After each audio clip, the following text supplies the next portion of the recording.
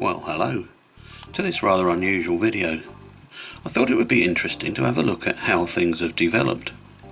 I purchased this Sony Handicam back in 2009. It's a DCR-SR58. Its resolution is 720 x 576 at 25 frames per second, as you might expect. It even has a little light on it.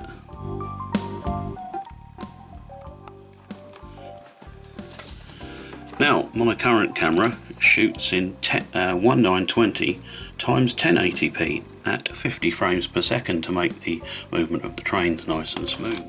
So the resolution, 720 x 576, what does it mean?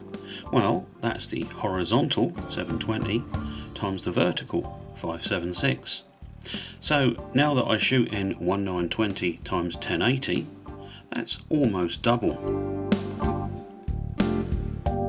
And the frames per second is simply the number of pictures that are stitched together to make smooth progressive movement. So with 25 frames per second, it is exactly that, 25 pictures per second stitched together to make your movement. So it follows that if you have 50 pictures per second, you get a smoother movement. This camera has a flip view, which you can turn around so you can see the front view.